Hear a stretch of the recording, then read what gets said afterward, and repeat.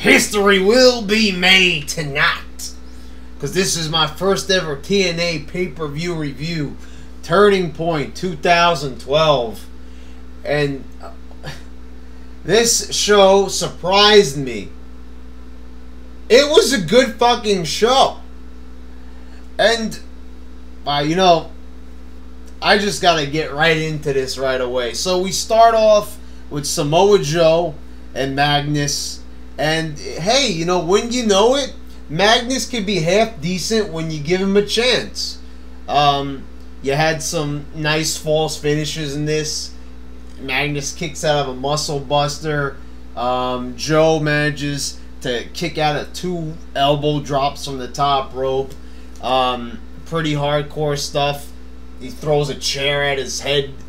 Really good opener. 3 stars. This was a fantastic way to kick off this pay-per-view. Samoa Joe looked a little bit more motivated than normal. I know that he could do even better than this, but you know, I'll take what I could get. It was a pretty good fucking match, and I dropped my notepad. Yeah, so this was just fucking great.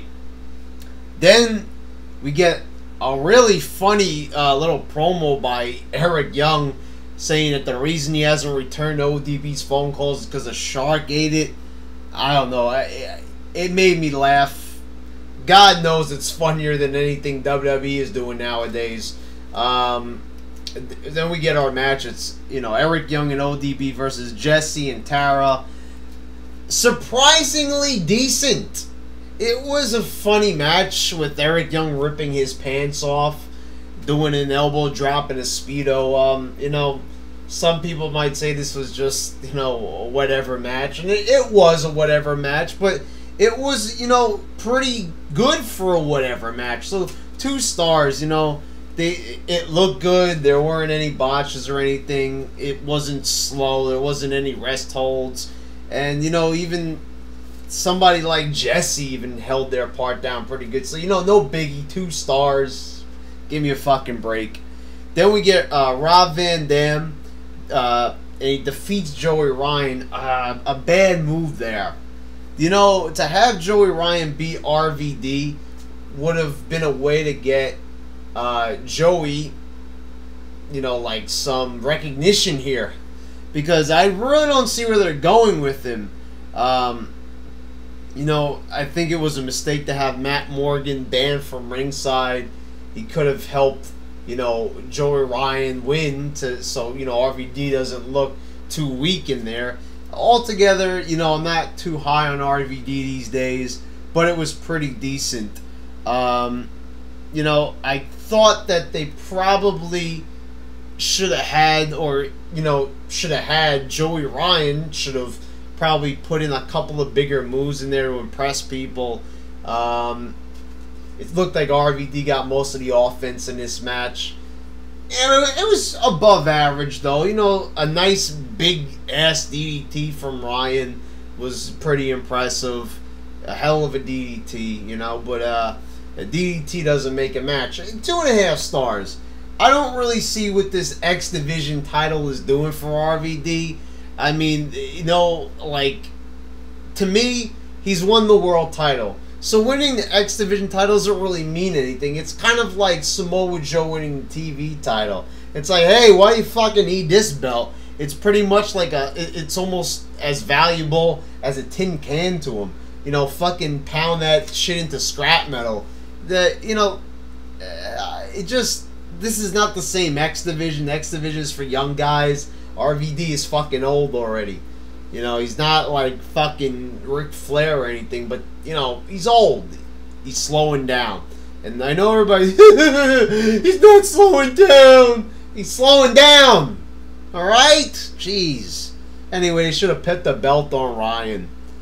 Then up next we got, yeah, what's up, Doc? Versus Joseph Park. And I have to say that after bashing this for months, I actually like that they are not going through with, you know, with bringing back Abyss just yet.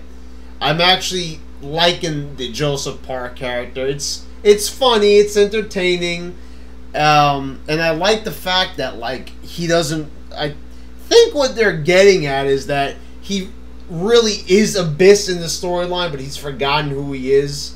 He's not really the brother. I don't know. TNA logic is not even worth, figuring out. I will rack my brain on that.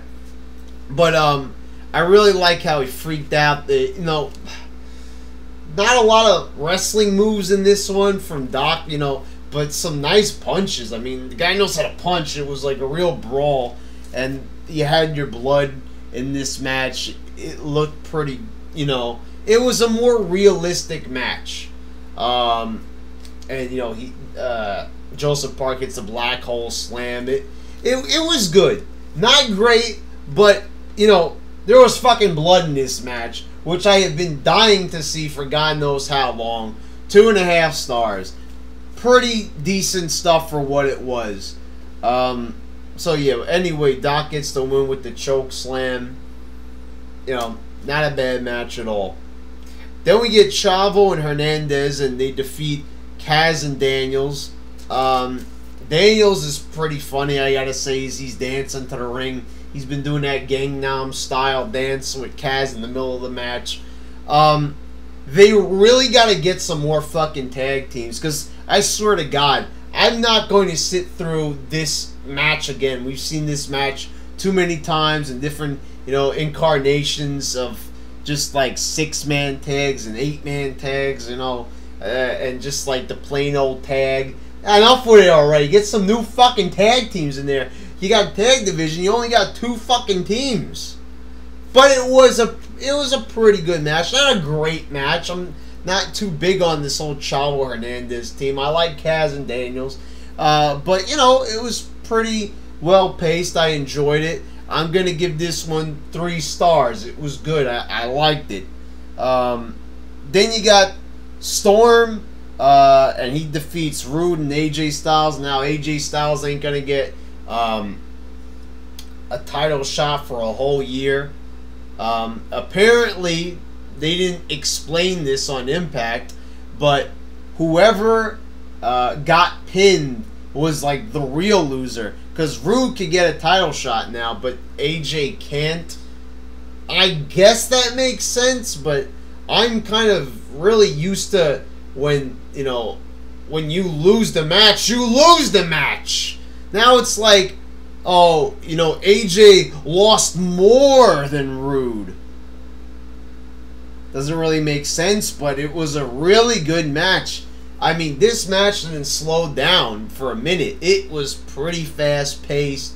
They were hitting moves all over the place. I gotta say, I am actually liking Bobby Roode now, and I'm liking James Storm. I bashed the fuck out of them, but these guys are getting pretty fucking good, I have to say. So, yeah, I'm not a fan of them, but I'm liking them. This was a good match, very respectable match, 3.5 stars. Once again, I enjoyed this match. We're on a roll here. Then we get Kurt Angle and Devon, and I wasn't expecting a whole lot from this match, but it was actually decent again. Holy shit, there was some false finishes in this match. Not a great match or anything, but 2.5 stars. Once again, I wasn't bored. It started off a little bit slow, but then, Angle brought Devon into it, and then they started doing some false finishes and shit. Devon kicked out of Angle's slam. That surprised me. They're really, like, elevating Devon. They want you to take him seriously as a main eventer. And, by having him kick out of the Angle's slam, I was like, all right, I could buy that, If they're going to treat his push seriously, then okay, then I'll buy it. You know what I mean? I'm not a big Devon fan as a singles wrestler, but, they put it together respectably, and that was great. And then, Aries and Hardy in a ladder match, and holy shit was this match amazing. This was a fucking great match. Meanwhile, in WWE, when they're having, heart attack angles, and then 2.5 hours of shitty ass matches, Meanwhile, TNA is having fucking epic-ass matches. Holy shit. This was one of the most brutal matches I've ever seen. Hardy, like, the ladder's upside down, and the two metallic pieces that hold the ladder together and keep it outward, Hardy falls on that shit. Then Aries pushes him off the ladder, and one of the most awkward falls I've ever seen. And then the fucking finish, a twist of fate on the ladder while it's perched up on the top turnbuckle. I'm like, this is fucking amazing, and massive bumps. And meanwhile on PW Torch, before I watched this pay-per-view, I knew the results beforehand. I checked out James Caldwell's review, and he's like, why is Hardy putting his body on the line? He doesn't need to do it. Shut the fuck up. That's the problem with these fucking fans. You know, even the fucking journalists have been fucking brainwashed by the PG bullshit. And now they don't even want to accept a match like this. Fuck it. Hardy, put your body on the line. I don't care what you have to do. You know, I respect this man. He might be a fucking cokehead, but he's a pretty talented cokehead, I have to say. I mean, I said Aries, he can't talk. But when it comes down to it, these guys wrestling an incredible match. I mean, holy fucking shit. Meanwhile, you know, when WWE attempts to do a violent match with Hell in the Cell with Ryback and CM Punk, it's pathetic. TNA does a violent match, and it's fucking epic. Like I said, you know, I'm not a big TNA fanboy. I will call them out when they're shitty. But this was a fucking great pay-per-view. I was into it from start to finish. I look at the fucking card. Not a bad match on the fucking show. Not every match was like amazing, but it was a good, solid, decent show that, you know, it really entertained me. Like big time. I'm giving this show an 8.5 out of 10. It really enthralled me, and as I said, WWE's doing their stupid ass shit. They're taking, you know, a TNA storyline from months ago, and that's their big angle. Meanwhile, you got these fucking epic feuds going on with these incredible matches, triple threats, ladder matches, fucking blood from a guy who's technically not even a wrestler, a fucking lawyer bleeding all over the place. You know, some realistic looking punches from Luke Gallows. You know, you just had some great fucking stuff. A guy's neck, which his neck is almost in pieces, is facing, you know, a guy who should have retired long ago. And their match is even better than anything on the Hell in a Cell pay-per-view. You know, it's fucking incredible. Fucking blows my mind when you notice that I rated that mixed tag match with Eric Young. I gave that match 2 stars. How many stars did I give Ryback and CM Punk at Hell in a Cell? 2 stars. I'm not even trying to be funny there. That match was just as good as the Hell in the Cell. That's just how fucking horrible WWE is right now. How far they have fallen. As I have said, and you people know it from watching my Impact reviews, I am not a big-time TNA fan. I am not a big supporter. But I gotta tell the truth. That's what I always do in these reviews. This fucking show, Turning Point 2012, was a fucking great pay-per-view. It was one of the best pay-per-views I've seen all year. I haven't seen a pay-per-view this great since Extreme Rules. I wouldn't say it's better than Extreme Rules, but, you know, I think because Extreme Rules had some shitty matches on the card. This was probably the most consistent show. And I think I gave Extreme Rules like an 8 out of 10 at the time. But yeah, this is an 8.5. This was like right up there as far as I'm concerned. You know, it was more consistently good than WrestleMania. And I know I will get flamed by that. But, you know, I really don't fucking care. I enjoyed the show, and that's all that fucking counts, motherfuckers. It was a great pay-per-view. If you haven't seen it, I think you should watch it. Yeah!